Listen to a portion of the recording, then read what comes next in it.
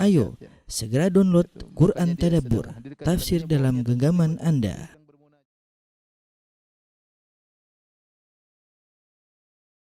Bismillahirrahmanirrahim. Assalamualaikum warahmatullahi wabarakatuh. Alhamdulillahi ala ihsanih wa syukru lahu ala taufiqihi wa amtinani wa asyhadu an la ilaha illallah wahdahu la syarika lahu ta'ziman li sya'ni wa asyhadu anna Muhammadan abduhu wa rasuluhu da'ila ridwani. Allahumma salli alaihi wa ala alihi wa ashabihi wa ikhwani. Para ikhwan dan akhwat, para jamaah Masjid Tarbiyah yang dirahmati Allah Subhanahu wa taala, kita lanjutkan bahasan kita tentang sirah nabawiyah. Pada pertemuan lalu telah kita selesaikan tentang perjanjian Al-Hudaybiyah. Sekarang kita akan bahas tentang apa yang terjadi setelah perjanjian Al-Hudaybiyah. Ya, banyak peristiwa-peristiwa yang terjadi setelah perjanjian Al-Hudaybiyah. Di antaranya ketika Nabi sallallahu alaihi wasallam pulang dari Al-Hudaybiyah menuju kota Madinah, ternyata onta Nabi sallallahu alaihi wasallam hilang, ya. Al-Qaswa, ya, hilang entah ke mana. Kemudian maka Ibnu Mas'ud radhiyallahu anhu pun mencari onta Nabi sallallahu alaihi wasallam. Ternyata Ibnu Mas'ud mendapati onta Nabi sallallahu alaihi wasallam, tali kekangnya terikat di sebuah pohon. Maka akhirnya Ibnu Mas'ud membawa onta Nabi kepada Rasulullah sallallahu. Maka Rasulullah SAW pun mengendarai ontanya kembali dengan penuh gembira, ya.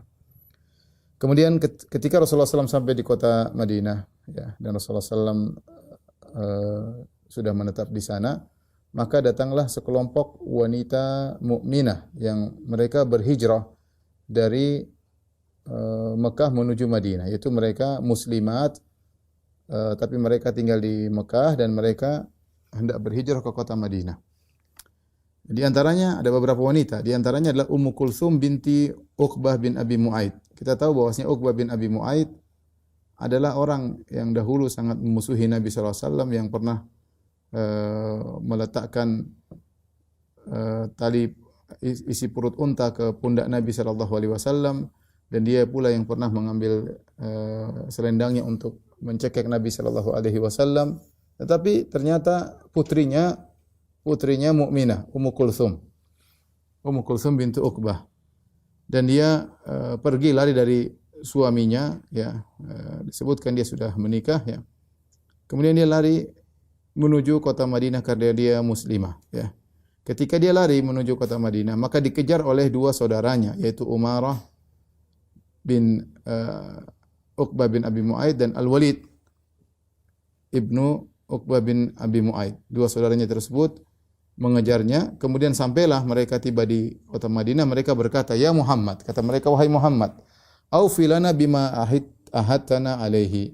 Ya Muhammad, tunaikanlah janjimu dalam perjanjian yang telah kita sepakati. Bukankah kita telah sepakati kalau ada orang yang datang dari kota Mekah menuju Madinah, ya, harus dikembalikan ke kota Mekah. Dan saudari kami ini atau adik kami ini, Ummu Kulsum, telah kabur dari kota Mekah, maka kembalikanlah dia ke Mekah. Maka Rasulullah SAW tidak menerima permohonan dari dua orang musyrik tersebut, ya. Jadi saudara kandung dari Ummu Kulsum. Kenapa? Karena dalam perjanjian yang berlaku hanya laki-laki, ya. Kalau laki-laki yang kabur dari Mekah menuju Madinah, maka harus dipulangkan ke kota Mekah. Ini yang kabur wanita. Apalagi ternyata beberapa wanita, dan beberapa wanita tersebut lari dari suami mereka. Mereka mukminat dan mereka kabur dari suami-suami mereka, kemudian mereka menuju ke kota Madinah karena ingin menyelamatkan agama mereka. Maka tatkala itu turun firman Allah Subhanahu wa taala, "Ya ayyuhalladzina amanu idza ja'akumul mu'minatu muhajiratin famtahinuhun." Wahai orang-orang yang beriman, jika telah datang kepada kalian wanita-wanita mukminah berhijrah, maka ujilah iman mereka. Allahu a'lamu bi imanihin. Allah lebih tahu tentang iman-iman wanita-wanita, tentang iman wanita tersebut. Fa in alimtumuhunna mu'minatin, kalau sudah diuji, ya, disuruh bersyahadat, mereka bersyahadat, ya. Kalau kalian telah mengetahui bahwasanya mereka-mereka itulah wanita-wanita mukminah, fala tarji'uhunna ilal kuffar, jangan kembalikan mereka ke orang-orang kafir, ke Mekah, jangan. Lahunna hillul lakum, mereka tidak lagi halal bagi suami-suami mereka di Mekah, walahum yahilluna lahun, dan suami-suami mereka di Mekah juga tidak halal bagi mereka, ya. Wa atuhum ma anfaqu, dan berikanlah kepada suami-suami mereka apa yang telah mereka infakkan. Wala junaha 'alaikum an tankihuhunna idza ataitumuhunna ujurahun. Dan tidak mengapa bagi kalian jika kalian ingin menikahi wanita-wanita tersebut jika kalian membayar mahar-mahar mereka. Wala tumsiku bi ismil kawafir, dan janganlah kalian mempertahankan istri-istri kalian yang musyrikah. Ya, was'alu ma anfaqtum wal yas'alu ma anfaqu. Dzalikum hukmullahi yahkum bainahum wallahu alimun hakim. Jadi ayat ini berkaitan dengan sebagian wanita-wanita mukminah yang mereka kabur dari suami-suami mereka dan suami mereka musyrikin karena ingin menyelamatkan agama mereka. Ketika sampai di kota Madinah, orang-orang kafir nuntut agar dikembalikan. Akhirnya Nabi SAW enggan. Kenapa? Karena dalam perjanjian yang dikembalikan adalah jika yang kabur adalah laki-laki. Ternyata mereka wanita mukminah. Jadi masalah mereka punya suami.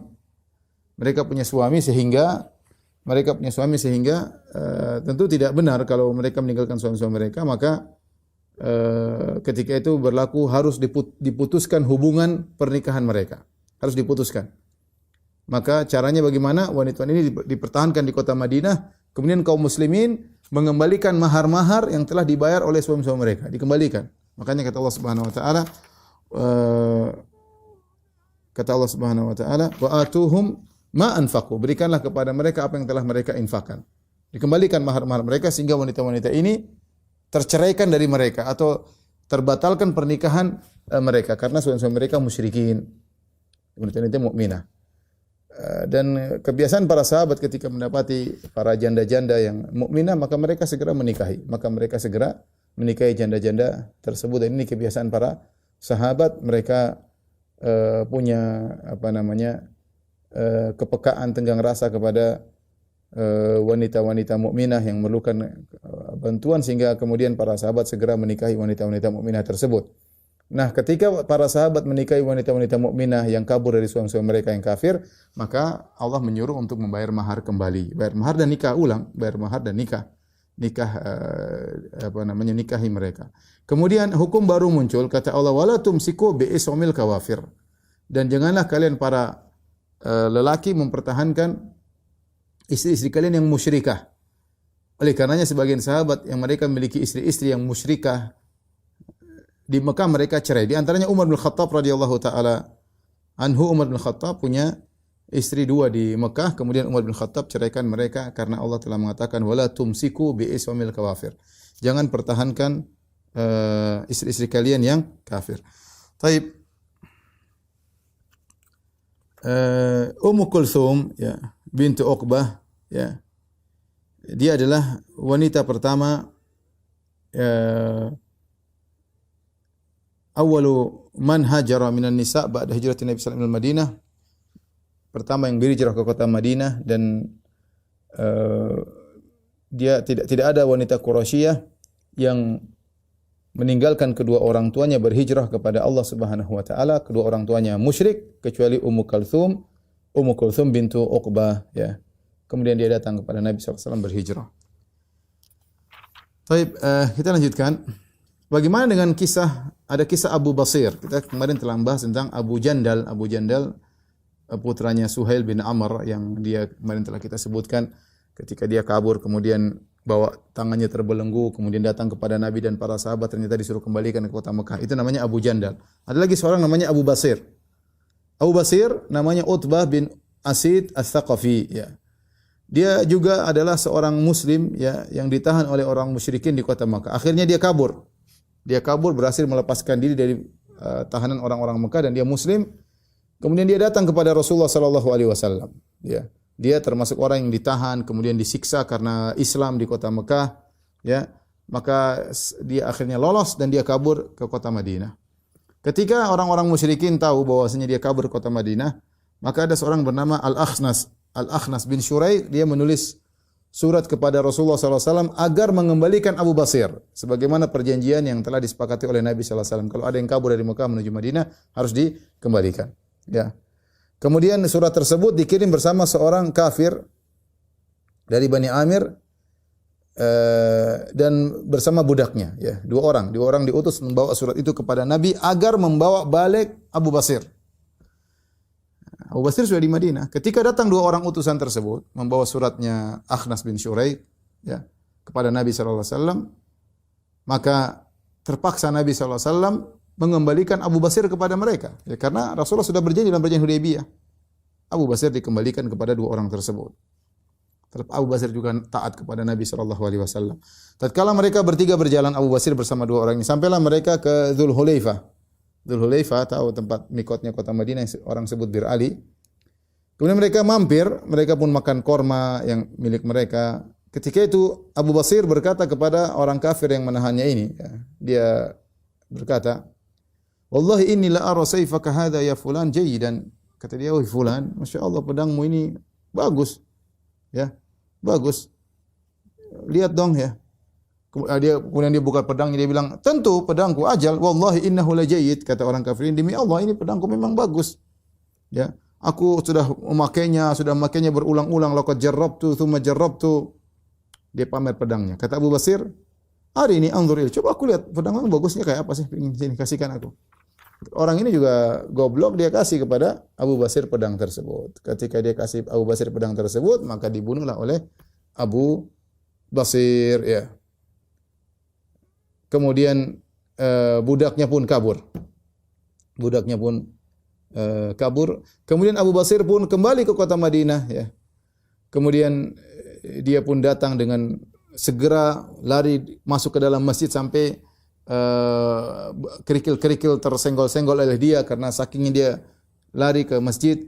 Maka Rasulullah SAW tatkala melihat dia, Rasulullah SAW berkata, "Laqad ra'a hadza dhu'ran." Ya. Kata Nabi, ini Abu Basir ini sedang ketakutan. Tatkala Abu Basir sampai kepada Nabi SAW, maka beliau berkata, "Qutila wallahi sahibihi wa inni la maqtul." Kata dia, orang yang bawa aku sudah terbunuh. Orang yang bawa aku sudah terbunuh. Dia yang bunuh tentunya, ya. Dan aku akan terbunuh pula. Ya. Maka Abu Basir berkata kepada Nabi sallallahu alaihi wasallam, "Ya Nabi Allah, qad wallahi awfallahu dhimmatak, qad radattani ilaihim thumma anjani Allahu minhum." Ya Rasulullah, engkau telah menunaikan janjimu, kau telah kembalikan aku kepada mereka, tapi Allah telah menyelamatkan aku untuk balik dari mereka. Tetapi dia harus pergi, enggak mungkin Nabi sallallahu alaihi wasallam tahan dia di situ. Maka Nabi sallallahu alaihi wasallam berkata dengan perkataan yang dipahami oleh Abu Basir, kata Nabi sallallahu alaihi wasallam, "Waila ummihi mus'ira harbin law kana lahu ahad." Kata Nabi sallallahu alaihi wasallam, hebat ini orang, dia akan menyalakan api peperangan kalau dia bersama orang lain. Kalau ada satu orang yang sama dia. Ya. Maka ketika Abu Basir mendengar ini, dia merasa bahwasanya dia akan dikembalikan lagi kepada orang-orang musyrikin karena mereka akan cari dia lagi. Lebih baik dia kabur. Karena orang musyrikin datang lagi, Nabi pasti kembalikan karena Nabi sesuai dengan perjanjian. Akhirnya dia kabur, dia pergi ke daerah pantai. Ya. Kabur dari Madinah, kemudian dia pergi. Ya. Tidak ingin balik kota Madinah karena kalau dia balik kota Madinah akan didatangi oleh orang musyrikin Quraisy dan akan diambil lagi. Kemudian Abu Jandal yang pernah kita kisahkan, Abu Jandal yang dia lari kemudian terbelenggu kemudian disuruh kembalikan ke kota Mekah. Bagaimana kisahnya Abu Jandal? Jadi Abu Basir kabur ke pinggir pantai. Bagaimana Abu Jandal? Abu Jandal bin Suhail bin Amr. Maka Abu Jandal radhiyallahu anhu juga berhasil kabur dari orang-orang Quraisy. Kemudian dia gabung dengan Abu Basir. Ya, dia gabung dengan Abu Basir. Kemudian tidak ada seorang pun yang kabur, yang Islam kabur dari kota Mekah kecuali gabung dengan mereka. Mereka tidak ke kota Madinah. Karena kalau mereka ke kota Madinah pasti dikembalikan ke kota Mekah. Jadi mereka kaburnya gabung sama Abu Basir. Jadi adalah Abu Basir, Abu Jandal, kemudian ada lagi yang Islam, kemudian gabung lagi sampailah mereka menjadi sekelompok pejuang yang bermarkas di pinggir pantai, ya. Apa yang mereka lakukan? Tidak ada, ya, karena mereka dicari orang kafir Quraisy. Kalau mereka balik ke Madinah bakalan dikembalikan lagi ke kota Mekah. Jadi mereka bikin sekelompok orang-orang Islam di situ dan mereka mulai mencari gara-gara dengan orang-orang Quraisy. Setiap ada kafilah dagang orang-orang Quraisy yang lewat situ, ya, ingin pergi ke negeri Syam karena kalau pergi ke negeri Syam pasti lewat daerah Madinah. Ya. Maka Abu Jandal, Abu Basir dan teman-temannya kemudian menghadang, ya, kemudian membunuh mereka dan mengambil harta mereka. Terus begitu, kalau ada kafilah dagang datang, dihadang, kemudian dibunuh, diambil harta mereka. Akhirnya orang Quraisy bingung. Orang Quraisy bingung. Akhirnya mereka kirim surat kepada Nabi sallallahu alaihi wasallam. Kemudian mereka mengingatkan Nabi kepada Allah Subhanahu wa taala, mengingatkan Nabi tentang hak silaturahmi, ya. Kemudian mereka berkata, ini syarat yang sudah kami tetapkan, kalau ada orang Islam datang kota Madinah harus dikembalikan, kami batalkan syarat tersebut. Ya sudah, kalau orang Islam datang Madinah enggak usah kembalikan. Karena kalau ada yang datang pasti gabung sama Abu Basir dan Abu Jandal dan akan terjadi kekacauan karena mereka akan menghadang kafilah-kafilah dagang orang Quraisy. Ya.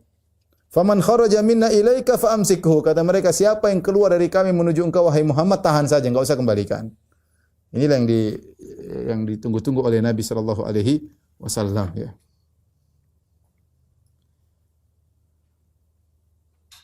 Maka Rasulullah SAW segera tulis surat kepada Abu Basir, ya, dan kepada Abu Jandal radhiyallahu anhuma untuk segera datang ke kota Madinah bersama kawan-kawannya, sekelompok pejuang tadi, agar pulang semua ke kota Madinah karena orang-orang Quraisy sudah menggugurkan poin janji yang tadinya mereka pertahankan. Akhirnya datanglah surat Nabi sallallahu alaihi wasallam kepada Abu Basir dan Abu Jandal. Ketika itu Abu Basir dalam kondisi sakaratul maut, lagi yahtadir, yaitu akan meninggal dunia. Kemudian dia baca surat Nabi sallallahu alaihi wasallam, kemudian dia pun meninggal setelah membaca surat Nabi sallallahu alaihi wasallam. Maka dia pun dikubur di tempat tersebut. Ya, radhiyallahu taala anhu. Kemudian Abu Jandal pun bersama kawan-kawannya pun datang ke kota Madinah. Dan inilah benar yang sudah Nabi ucapkan kepada Abu Jandal ketika dia bilang, "Ya kaum muslimin, bagaimana aku baru lari dari kota Mekah, kalian kembalikan aku lagi." Ketika itu Nabi SAW suruh dia bersabar.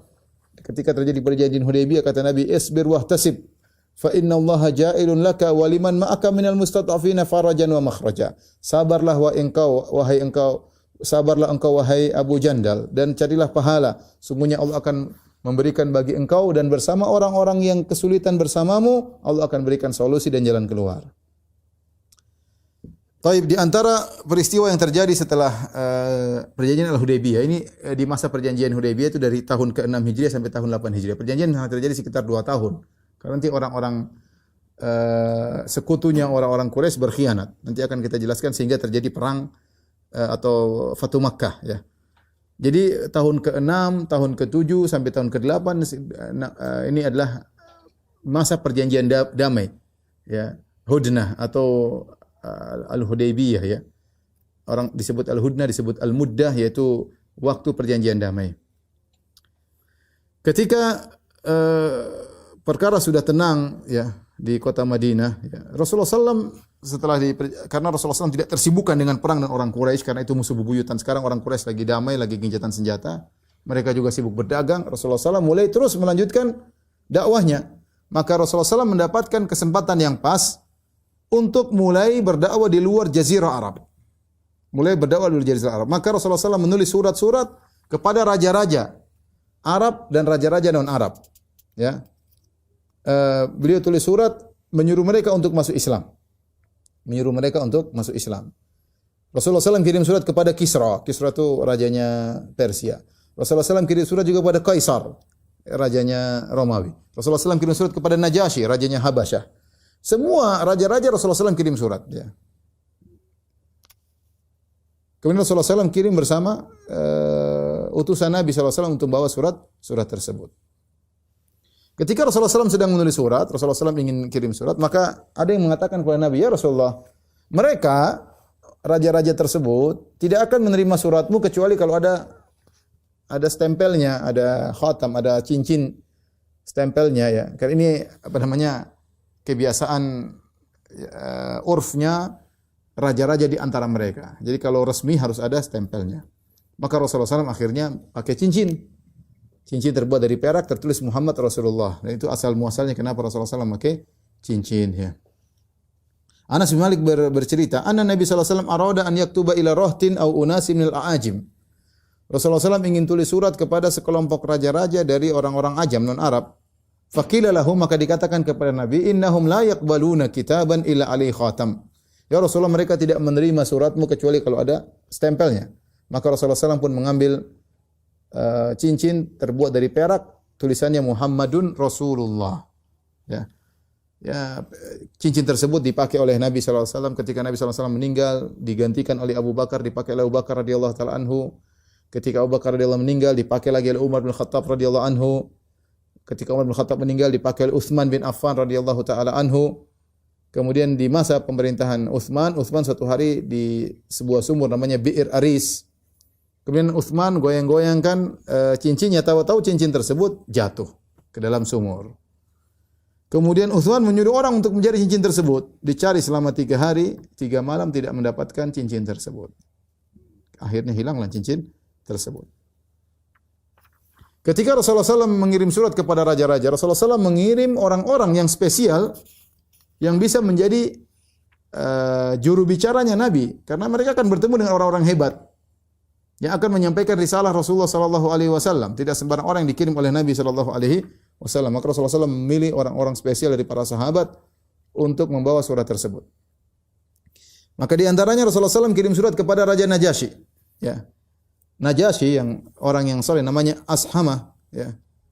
Najasyi itu lakop gelar, gelar yang kalau suatu negara ada yang namanya presiden, ada yang raja. Seperti Fir'aun. Fir'aun itu adalah gelar bagi seluruh raja Mesir, namanya Fir'aun. Fir'aun sendiri punya nama tersendiri.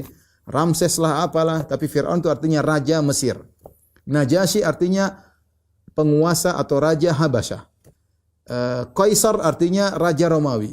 Kisra artinya raja Persia. Seperti itu. Tapi mereka punya nama-nama tersendiri. Tapi intinya Najasyi itu bukan nama. Najasyi itu gelar, maksudnya raja Habasyah. Najasyi ini namanya, yang soleh ini namanya Ashamah. Namanya Ashamah. Yang dia masuk Islam karena mendengar dakwah dari Ja'far bin Abi Thalib. Ketika Ja'far bin Abi Thalib membacakan surat Maryam tentang Nabi Isa alaihissalam dan dia Nasrani, maka dia pun menangis sehingga air matanya membasahi jenggotnya. Ya, dia Ashamah. Dan dialah yang pertama surat dikirim oleh Nabi kepada Najasyi. Nabi kirim surat melalui seorang sahabat namanya Amr bin Umayyah Ad-Dhamri. Amr bin Umayyah Ad-Dhamri. Kemudian Rasulullah SAW juga mengirim pesan kepada Raja Najasyi. Ya. Yang pertama, salah satunya untuk menikahkan Nabi SAW dengan Ummu Habibah bintu Abi Sufyan. Itu Ramlah, Ummu Habibah bintu Abi Sufyan bin Harb.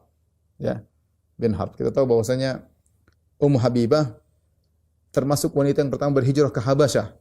Dia berhijrah bersama suaminya Ubaidillah bin Jahshin. Ubaidillah bin Jahshin saudaranya Zainab bintu Jahshin, saudaranya Abdullah bin Jahshin. Kemudian suaminya meninggal dunia. Dalam sebagian hadis dhaif menyebutkan bahwasanya suaminya Ubaidillah bin Jahshin akhirnya tanassar, masuk Nasrani. Ya, masuk Nasrani ketika dia sampai di Habasyah dia masuk Nasrani, akhirnya dia meninggal. Tetapi ini dibantah oleh para ulama al-muhaqqiqun, para peneliti. Mereka mengatakan bahwasanya sanad-sanad yang mengatakan bahwasanya Ubaidillah bin Jahshin murtad masuk Nasrani ini tidak benar, sanadnya dhaif. Yang benar dia meninggal dalam kondisi muslim. Dan Nabi SAW tahu Ummu Habibah dalam kondisi susah, maka Nabi SAW menikah dengan Ummu Habibah. Ya.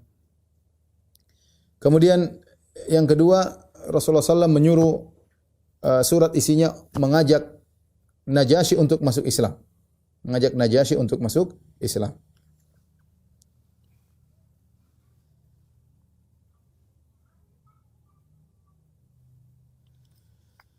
Dari Ummu Habibah radhiyallahu anha, dia berkata, dia dahulu adalah istri dari Ubaidillah bin Jahshin. Ya. Dan mereka berdua berhijrah ke Najasyi. Kemudian Ubaidillah suaminya meninggal dunia. Rasulullah SAW menikahi Ummu Habibah.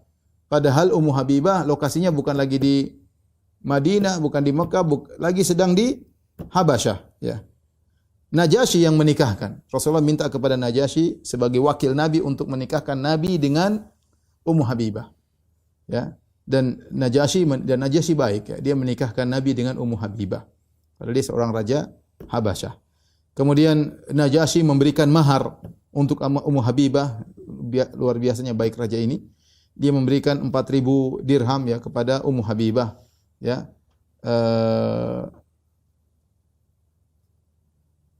kemudian dikirimkanlah kepada Rasulullah SAW bersama Syurahbil bin Hasanah. Dan semua urusan diatur oleh Najasyi. Ya. Rasulullah SAW tidak mengirim apapun. Semua yang dilakukan atau persiapan pernikahan semua dilakukan oleh Najasyi. Tapi apa surat Najasyi Rasulullah SAW kepada Najasyi? Ya. Isinya Bismillahirrahmanirrahim. Hadza kitabun min Muhammadin Rasulillah ila Najasyi al-Asham azimil Habasyah. Bismillahirrahmanirrahim, inilah surat dari Muhammad Rasulullah kepada Najasyi, namanya Al-Asham, penguasa Habasyah. Rasulullah SAW menyebutkan gelarnya Azimil Habasyah, yaitu dia orang yang diagungkan di Habasyah. Salamun ala man ittaba'al huda, keselamatan bagi orang yang mengikuti petunjuk. Ya, Rasulullah tidak mengatakan assalamualaikum. Assalamualaikum, karena dia belum masuk Islam. Maka Rasulullah memberi salam dengan salam yang salam kepada orang yang mengikuti petunjuk. Kalau ikut petunjuk kena salam, kalau enggak kena salam. Salamun ala man ittaba'al huda, keselamatan bagi orang yang mengikuti petunjuk. Wa amana billahi wa rasulih, dan beriman kepada Allah dan Rasulnya. Wa syahida alla ilaha illallah wahdahu la syarikalah, dan bersaksi bahwasanya tidak ada sembahan yang berhak disembah kecuali Allah semata, tidak ada sekutu baginya. Lam yattakhidh sahibatan wala waladan, bahwasanya Allah Subhanahu wa taala tidak punya istri dan tidak punya anak. Wa anna Muhammadan abduhu wa rasuluhu, dan bersaksi bahwasanya Muhammad adalah hambanya dan rasulnya. Adu'uka bi ayatillah, aku menyuruh engkau dengan seruan Allah, fa inni ana Rasulullah fa aslim taslam. Aku ini adalah utusan Allah, maka masuk Islamlah engkau wahai Najasyi dan kau akan selamat. Qul ya ahlal kitab ta'alu ila kalimatin sawa'in bainana wa bainakum alla na'budu illa Allah wa la nusyrika bihi syai'a wa la yattakhidha ba'duna ba'dhan arbaba min dunillah. Maka Nabi tuliskan katakanlah firman Allah, wahai ahlul kitab, kemarilah kalian menuju satu kalimat yang sama antara kami dengan kalian, yaitu tidaklah kita menyembah kecuali Allah semata, dan kita tidak berbuat syirik kepada Allah sama sekali, dan janganlah sebagian kita menjadikan sebagian yang lain sebagai sembahan-sembahan selain Allah. Ya. Kemudian kata Nabi SAW, fa in abaita, kalau kau tidak mau masuk Islam wahai Najasyi, fa alaika ithmun nasara min qaumika, maka dosa Nasara semua kau yang tanggung dari kaummu. Ya, dosa Nasara Habasyah kau akan tanggung dosa mereka.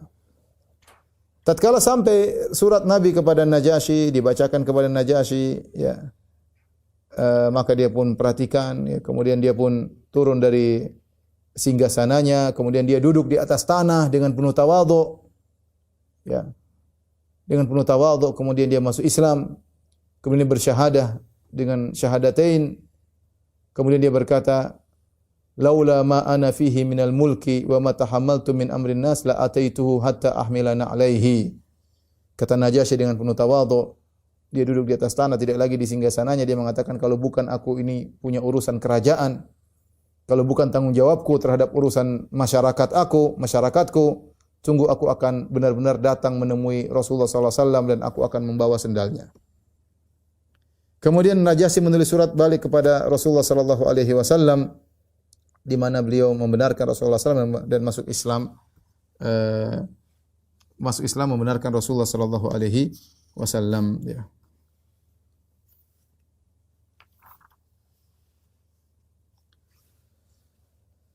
Taib. Bahkan Najasyi mengirim hadiah kepada Nabi SAW, ya. Di antaranya perhiasan dari Najasyi, ya. Najasyi memberi hadiah kepada Nabi SAW. Di situ ada cincin dari emas, di situ ada dan ada ukiran Habasyah, ya. Maka Nabi SAW demikian juga, kemudian Nabi SAW tidak mengambil cincin emas tersebut. Kemudian Nabi memanggil Umamah binti Abil As, itu cucunya yaitu putrinya Zainab. Maka Rasulullah SAW mengatakan, tahalli bihadhihi ya bunayyah, wahai putriku, wahai cucuku, berhiaslah dengan cincin ini. Najasyi radhiyallahu anhu meninggal, ya, pada tahun ke-9 Hijriah. Jadi dia sempat masuk Islam selama 2 tahun, ya. Nanti akan ada penjelasannya, tapi intinya dia meninggal dunia, dan Rasulullah SAW pun ketika Najasyi meninggal, Rasulullah SAW kabarkan kepada para sahabat. Kata Rasulullah SAW, matal yauma rajulun salihun. Telah meninggal pada hari ini seorang laki yang saleh. Faqumu fasallu ala akhikum, maka bangkitlah dan salatlah terhadap saudara kalian, Ashama, yaitu Ashama itu Najasyi. Wastaghfiru lahu, dan mohonkanlah ampunan baginya. Maka Rasulullah SAW pun salat dengan salat gaib. Inilah disyariatkan salat gaib, kemudian khilaf di kalangan para ulama kapan disyariatkan salat gaib, ada beberapa pendapat ya, namun yang benar wallahu a'lam bishawab ya, pendapat yang kuat mengkerucut pada dua, yaitu boleh disyariatkan salat gaib kepada orang yang belum disolatkan. Dan Najasyi kemungkinan besar belum disolatkan karena dia di Habasyah dan dia meninggal di tengah kaumnya dan kaumnya semuanya Nasara, tidak ada yang menyolatkan dia sehingga Nabi menyolatkannya. Ini pendapat pertama. Pendapat kedua, Najasyi kenapa disolatkan? Karena dia salah seorang yang memiliki jasa bagi Islam ya. Dia telah menolong para sahabat yang berhijrah dan dia masuk Islam dan dia memberikan hadiah kepada Nabi SAW. Jasanya besar kepada kaum muslimin terutama di awal-awal dakwah Nabi SAW ketika kaum muslimin dalam kondisi sulit di kota Mekah. Kemudian mereka berhijrah ke negeri Habasyah dan Najasyi menyambut mereka dan beri keamanan kepada mereka karena dia punya jasa besar terhadap Islam, maka boleh disolatkan gaib. Ini pendapat yang diambil oleh selama saya di Arab Saudi yang dipraktikkan ini. Kalau ada orang soleh atau orang punya jasa besar meninggal, maka imam di Masjid Nabawi salat gaib biasanya. Biasanya salat gaib. Ya, pendapat dipilih oleh Syekh Albani rahimahullah taala bahwasanya tidak disolatkan gaib kecuali kepada orang yang belum disolatkan. Misalnya ada seorang meninggal di tengah keluarganya yang mungkin langsung dikubur, misalnya dikubur bahkan mungkin dengan tradisi agama keluarganya dan kita tahu dia muslim, maka kita boleh salat gaib ya.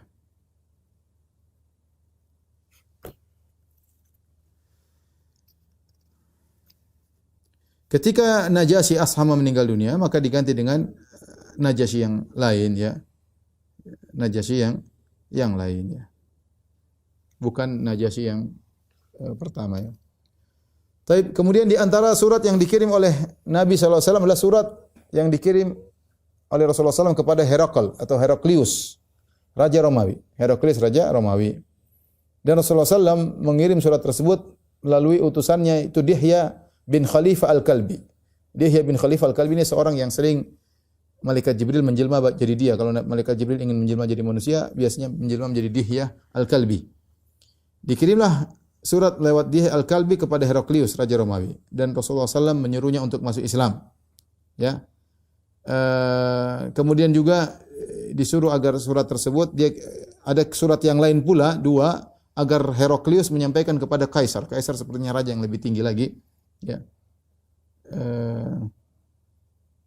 Maka dikirimlah surat tersebut kepada Heraklius ya. Adapun berita tentang Heraklius atau Herakl, dia pernah bernazar ya, kalau Romawi menang melawan Persia dan ternyata menang, dia akan jalan kaki tanpa memakai sandal menuju Konstantinopel ya. Dari Konstantinopel kepada Baitul Maqdis ya. Dia nazarnya seperti itu, jalan kaki tanpa sandal dari Konstantinia yaitu Konstantinopel kepada Baitul Maqdis.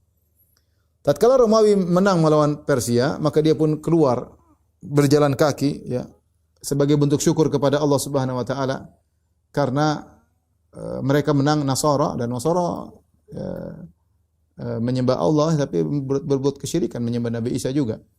Karena Allah telah menangkan mereka melawan Persia dan dia berjalan kaki menuju Baitul Maqdis untuk salat di situ ya. Kemudian tatkala dia sampai di sana, kemudian dia pun salat di sana. Dia bertemu dengan pembesar-pembesarnya, ya, orang-orang mulia di kalangan Romawi. Namun hari itu asbah yauman khabithan nafs, jiwanya tidak enak, sedih. Dia gelisah, entah apa yang terjadi, dia gelisah. Kemudian dia berkata, teman-temannya berkata, pembesar-pembesar Romawi berkata, qad istankarna hay'ataka. Wahai Heraklius, wahai raja, kami heran melihat kondisimu ya. Dan Heraklius ini adalah Hazza, dia Nasrani tapi dia dukun, dia suka ngeramal, suka ngelihat bintang-bintang dan dia ngeramal. Mereka bertanya, kenapa engkau kelihatan gelisah wahai Raja Heraklius? Dia berkata, inni ra'aitu lailata hina nadhartu fin nujum mulkal khatan qad zahar ya. Aku melihat di bintang-bintang, ramalanku menunjukkan bahwasanya raja orang-orang yang dikhitan ya sudah muncul. Faman yakhtatinu min hadhil ummah, di antara umat ini yang khitan siapa? Yang sunat. Mereka tahu hanya Bani Israel yang sunat. Mereka tidak tahu ada umat lain yang sunat. Maka pembesar-besarnya berkata, laisa yakhtatinu ilal yahud. Tidak ada yang sunat kecuali orang Yahudi. Jangan khawatir wahai Heraklius. Jangan khawatir sama Yahudi. Tinggal kau tulis surat kepada kami, ya kami akan bunuh mereka semua orang Yahudi. Jangan khawatir. Jadi mereka menyangka yang disunat cuma orang Yahudi. Ya. Tatkala mereka sedang berdiskusi, tiba-tiba ada seorang utusan dikirim oleh Raja Ghassan. Raja Ghassan ini Mesir, dari kabilah Ghassan, tapi dia loyalnya kepada Heraklius dan dia Nasrani juga. Dan Raja Ghassan ini yaitu dia tinggalnya antara Madinah dengan Syam ya. Maka dia mengirim surat mengirim orang ini kepada Raja Heraklius untuk menyampaikan tentang kabar Rasulullah sallallahu alaihi wasallam. Dan mereka di antara para raja sering menyampaikan kabar-kabar di antara mereka. Apalagi Raja Ghassan ini Nasrani ya. Kemudian Heraklius berkata, ya, coba lihat orang yang dikirim sama Raja Ghassan tersebut, utusannya. Dia disunat enggak?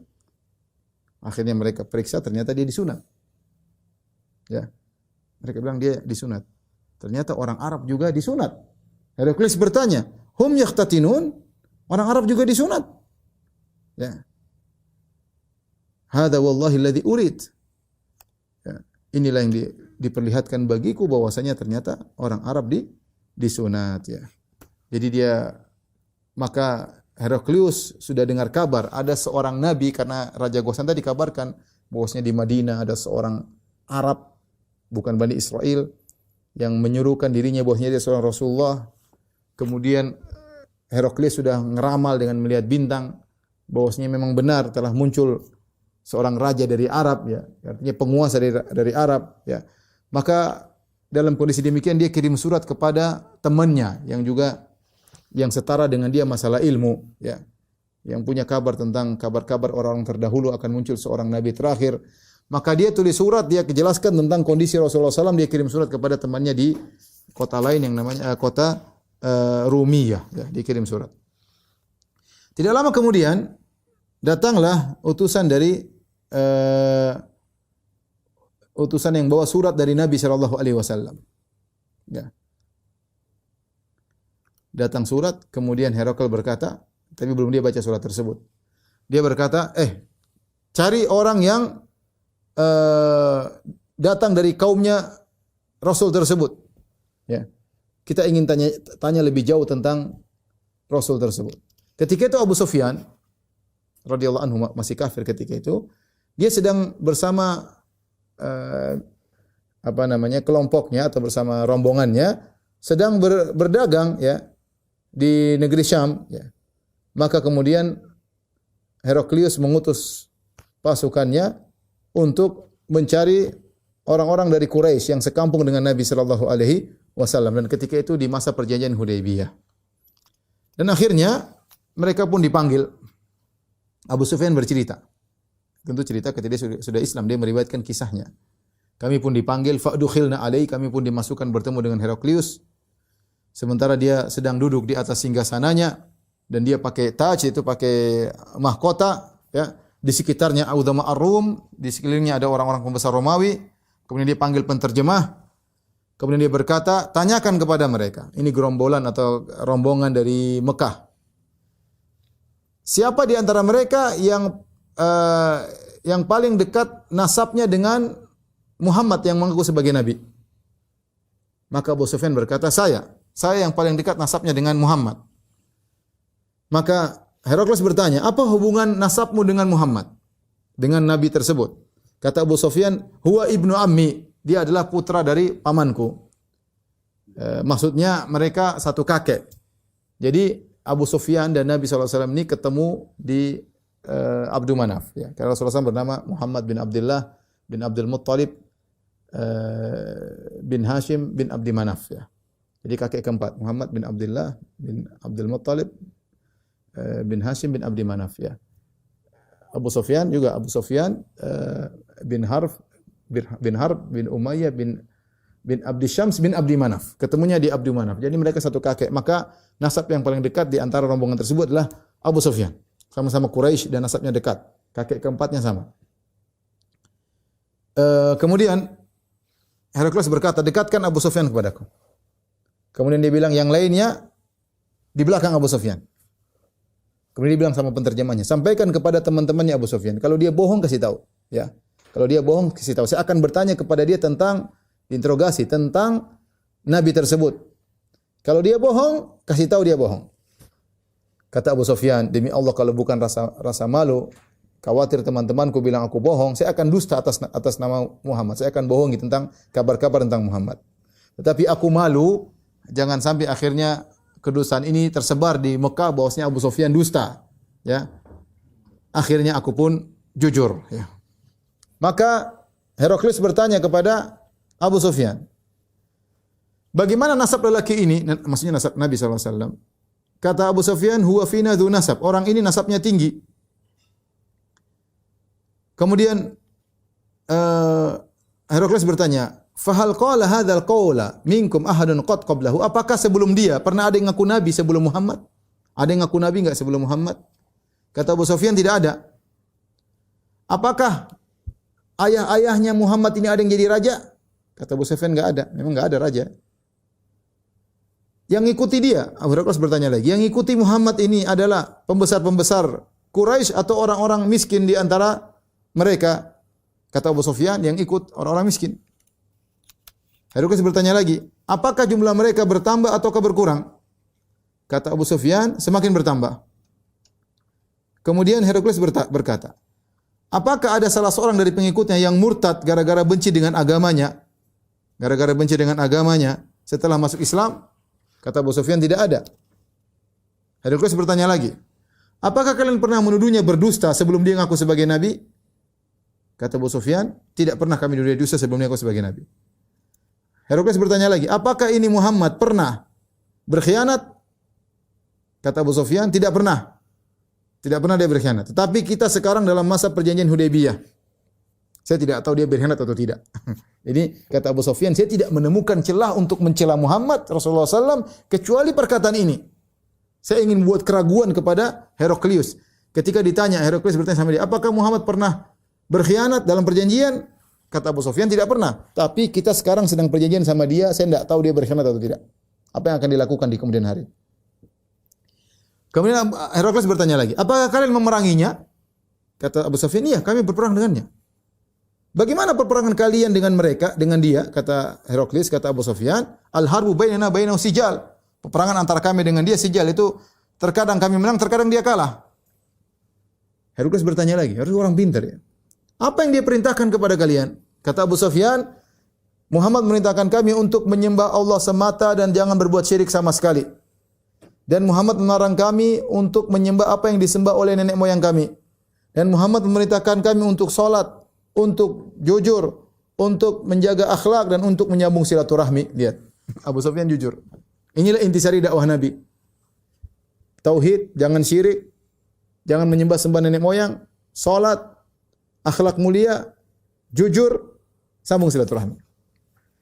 Kemudian Heraklius menjelaskan kepada penterjemahnya, ya. Jelaskan kepada Abu Sufyan. Ya. Aku bertanya kepada engkau tentang nasabnya. Dan engkau Abu Sufyan berkata, Muhammad itu nasabnya tinggi. Demikianlah para rasul. Mereka diutus pada nasab yang tinggi. Heraklius menjelaskan. Kenapa dia pertanyaan tersebut? Dia jelaskan. Kenapa dia tanya 1, 2, 3, 4, A sampai Z. Dia tanya kenapa? Karena itu pertanyaan tersebut untuk mengetahui itu nabi atau bukan. Ini menunjukkan Heraklius cerdas. Dan dia pintar dan dia tahu kriteria seorang nabi. Dia tahu nabi terakhir ada sifat-sifatnya. Kemudian dia jelaskan lagi. Aku bertanya kepada engkau, wahai Abu Sufyan, ya, apakah ada yang pernah ngaku nabi sebelum Muhammad? Dan kau berkata tidak ada. Ya, aku berkata seandainya kalau sebelum Muhammad ada orang ngaku sebagai nabi, maka Muhammad ini hanya ikut-ikutan saja. Terus aku bertanya kepada engkau lagi wahai Abu Sufyan. Aku bertanya, apakah nenek moyangnya ada yang pernah jadi raja? engkau bilang tidak ada. Maka aku jelaskan wahai Abu Sufyan, seandainya bapaknya ada yang pernah jadi raja, tentu Muhammad ini hanya ingin merebut kembali singgasana bapaknya atau kakeknya. Dan aku bertanya kepada engkau juga Abu Sufyan, apakah kalian pernah menuduhnya berdosa sebelum dia ngaku sebagai nabi? Dan engkau jawab, tidak pernah. Maka aku tahu kalau seorang nabi, dia saja tidak berani berdusta atas nama manusia, apalagi berdusta atas nama Allah. Tidak mungkin. Dan aku bertanya kepada engkau, apakah pengikutnya adalah pembesar-pembesar orang-orang Arab di sana ataukah orang-orang yang miskin-miskin, yang lemah? Dan engkau menjawab pengikutnya adalah orang-orang lemah. Kata Heraklius, demikianlah hum atba'ur rusul, demikianlah pengikut para rasul, rata-rata orang-orang miskin-miskin. Aku bertanya kepada engkau juga, apakah mereka jumlahnya bertambah atau berkurang? Dan engkau berkata bahwasanya jumlah mereka bertambah. Demikianlah iman terus bertambah sampai sempurna. Dan aku bertanya kepada engkau, apakah ada salah seorang dari pengikut Muhammad yang kemudian murtad gara-gara benci kepada agama Muhammad setelah dia masuk dalam Islam? Engkau jawab tidak ada. Demikianlah iman jika telah merasuk ke dalam hati. Aku bertanya kepada engkau, apakah kalian pernah memeranginya? Dan engkau menjawab, kalian telah memeranginya. Dan peperangan di antara kalian wahai Abu Sufyan dengan Muhammad adalah sijal, silih berganti, terkadang kalian menang, terkadang dia menang. Ya, demikianlah para rasul, mereka juga diuji, terkadang kalah. Tsumma takunu lahumul aqibah, tetapi kemenangan ujungnya adalah milik mereka. Aku tanya kepada kalian, kepada engkau wahai Abu Sufyan, apa yang diperintahkan oleh Muhammad? Engkau menjawab, dia memerintahkan kalian untuk beribadah kepada Allah semata dan tidak berbuat kesyirikan. Dan dia melarang kalian untuk beribadah kepada berhala. Dan dia memerintahkan kalian untuk salat, untuk jujur dan untuk berakhlak mulia. Kemudian Heraklius berkata, kesimpulan. Setelah interogasi kepada Abu Sufyan, dia berkata, fa in kana ma taqulu haqqan, wahai Abu Sufyan, kalau ternyata yang kau ucapkan itu benar, fasayamliku mawdi'a qadamai hataini, dia akan menguasai singgasanaku ini. Kalau dia benar, dia akan menguasai tempat kedua kaki ini, dia akan menguasai singgasanaku ini. Wa qad kuntu a'lamu annahu kharij, aku sudah tahu dia bakalan keluar. Walam akun adhunnuhu annahu minkum, tapi saya tidak duga ternyata nabi terakhir tersebut berasal dari kalian. Falau anni a'lamu anni akhlusu ilaihi, perhatikan kata Heraklius, kalau aku tahu aku bisa sampai kepada dia, la tajashamtu liqa'ahu, maka aku akan berusaha sekuat tenaga untuk bertemu dengan dia. Walau kuntu indahu, kalau aku berada di sisi Muhammad, la ghasaltu an qadamaihi, aku akan mencuci kedua kakinya. Wala yablughanna mulkuhu ma tahta qadamayya, sungguh kekuasaannya akan sampai kepada singgasanaku. Kemudian Heraklius bilang, mana surat dari Muhammad? Dibawalah surat yang ditulis oleh Rasulullah SAW. Apa isinya? Yang dibawa oleh Dihya Al-Kalbi.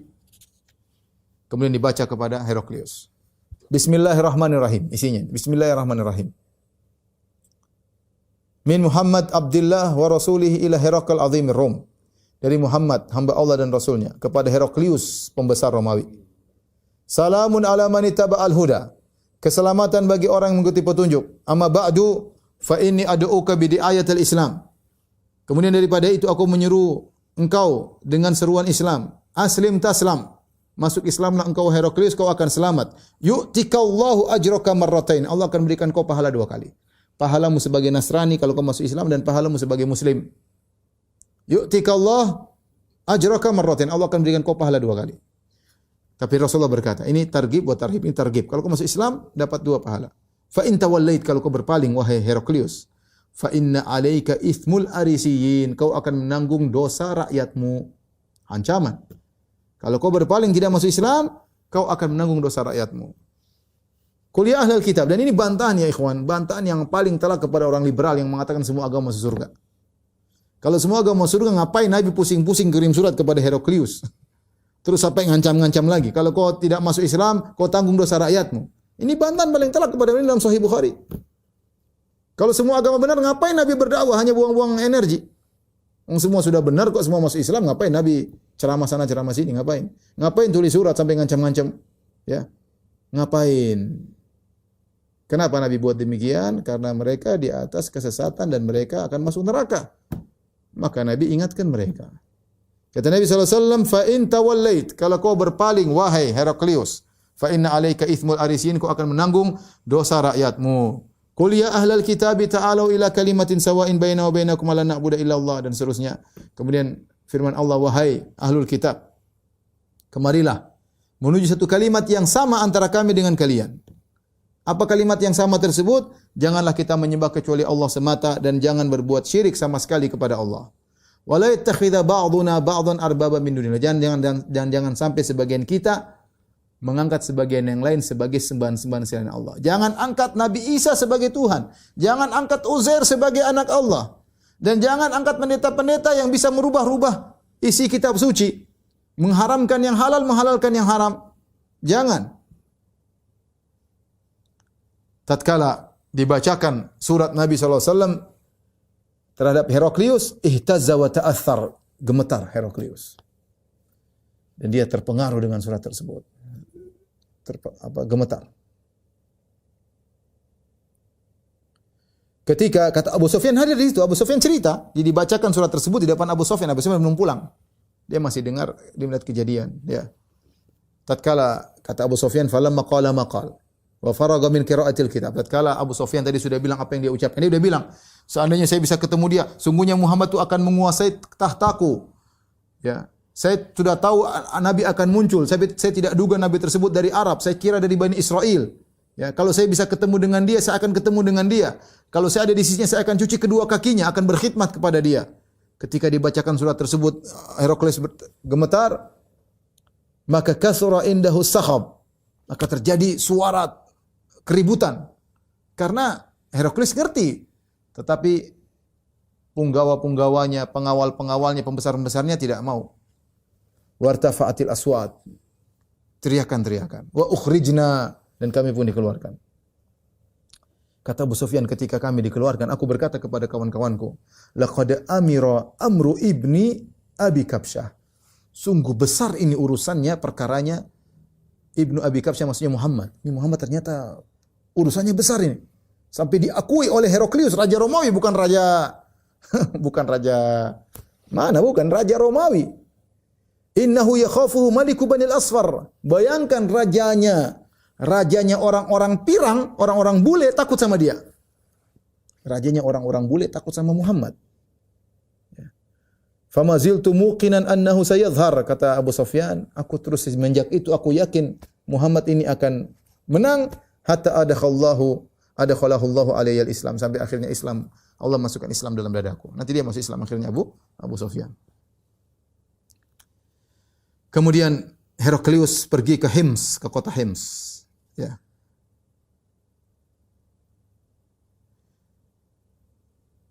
Kemudian dia belum sampai ke Hims, tiba-tiba datang surat dari temannya, Rumiyah, yang tinggal di Rumiyah, yang juga orang alim seperti dia. Dari temannya yang tinggal di Rumiyah. Yang tadi Heraklius tanya kepada dia, bagaimana menurutmu tentang kondisi laki-laki nama Muhammad gini. Ternyata temannya tersebut yang juga orang alim setuju bahwasanya memang kita harus beriman dengan orang ini. Ya, bahwasanya ini nabi yang benar. Ya. Maka akhirnya Heraklius pun mengumpulkan pembesar-pembesarnya di Daskar. Daskar suatu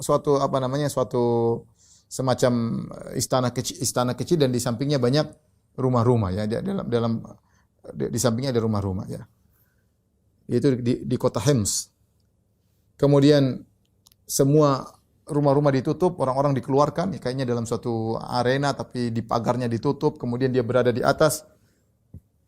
Tsumma tala'a faqal, kemudian dia keluar dari atas, dia berkata. Ya. Kata Ibnu Hajar, dia khawatir kalau dia bicara di depan mereka, khawatir mereka tidak setuju, akhirnya mereka bisa bunuh dia, dianggap murtad.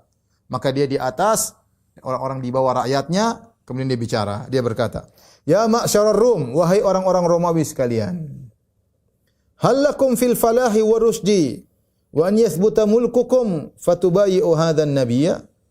Maukah kalian, wahai orang-orang Romawi sekalian, maukah kalian mendapatkan keberuntungan dan rusd, yaitu kebenaran, dan kalian ingin agar kerajaan kalian tetap kokoh? Caranya bagaimana? Baiatlah terhadap nabi ini. Dia suruh masuk Islam, ngajak masuk Islam. Fahasu haisata humurin, ya. Ternyata, ya, mereka ketika mendengar disuruh masuk Islam, suruh beriman kepada Muhammad, mereka gelisah, kabur sana sini, pingin kabur. Seperti himar yang bingung, ya. Mereka pergi menuju pintu-pintu, ternyata pintunya pada ditutup. Tatkala Heraklius melihat rakyatnya tidak bakalan masuk Islam, dia sudah putus asa. Dan dia khawatir, ya, mereka akan merebut singgasana dari dirinya. Maka dia berkata, "Rudduhum alayya, wahai anak buahku, panggil mereka rakyatku kembali ke sini." Kemudian dia berkata, "Inni qultu maqalati anifan." Aku tadi ngomong tadi itu hanya untuk muji kalian, pingin tahu bagaimana kokohnya agama kalian. Ya. Dan aku telah lihat kalian ternyata apa yang aku sukai. Ya, dia munafik. Ya. Fasajadu lahu wa radu anhu. Akhirnya mereka sujud kepada Heraklius. Kemudian Heraklius, ya dia sebenarnya tahu Nabi benar ya. Tapi gimana? Dia masuk Islam ditinggal nanti. Akhirnya dia memuliakan Dihi Al-Kalbi. Utusan Nabi dia muliakan. Kemudian dia berkata, sampaikan kepada Rasulullah, saya ini Muslim. Oleh karenanya Ibnu Hajar rahimahullah dalam Fathul Bari menyebutkan para ulama khilaf, Heraklius ini Muslim atau tidak. Karena dia membenarkan, cuma dia takut kerajaannya diambil. Ya. Ya. Kemudian dari Anas bin Malik, ya, radhiyallahu anhu meriwayatkan, qala Herakl li Rasulillah. Heraklius berkata kepada utusan Rasulullah itu Dihi Al-Kalbi, "Qataru anni khaifun ala mamlakati." Kau kan sudah lihat apa yang terjadi. Aku khawatir kerajaanku diambil. Ya. Kemudian dia kirim surat kepada Nabi, dia mengatakan anni muslim, sungguhnya aku muslim. Kemudian dia kirim dananir, dia kirim uang-uang emas. Maka Rasulullah SAW ketika membaca suratnya, Rasulullah SAW berkata, "Kadzaba aduwullah." Dia dusta, musuh Allah. Laisa bimuslim, dia bukan muslim. Wa huwa ala nasraniyah, dia di atas agama Nasraniyah. Ya. Kemudian Rasulullah SAW bagi dinar-dinar tersebut kepada para sahabat. Ya. Intinya Heraklius kafir ya. Rasulullah mengatakan dia dusta. Dan ini diriwayatkan dengan sanad yang sahih dalam Sahih Ibnu Hibban. Di antara bukti bahwasanya dia dusta, buktinya ketika terjadi perang setelah itu ya, perang Mu'tah, pasukan yang memerangi pasukannya Nabi, siapa yang menyiapkan? Heraklius. Ya. Nanti perang-perang berikutnya ada perang kemudian perang Yarmuk dan seluruhnya Heraklius yang menyiapkan. Berarti menunjukkan dia ini meskipun hatinya beriman, tapi ternyata dia lebih memuliakan, lebih ingin menyelamatkan dunianya, kerajaannya daripada beriman kepada Nabi sallallahu alaihi wasallam. Tapi demikian saja ikhwan dan akhwat yang dirahmati Allah Subhanahu wa taala, kajian kita bersama ini insyaallah kita lanjutkan tentang surat-surat yang Rasulullah SAW kirimkan kepada raja-raja yang lain. Wallahu a'lam bishawab. Demikian saja kajian kita kepada jamaah Masjid Tarbiyah. Apa yang saya sampaikan kurang lebih saya mohon maaf. Wabillahi taufiq wal hidayah. Assalamualaikum warahmatullahi wabarakatuh.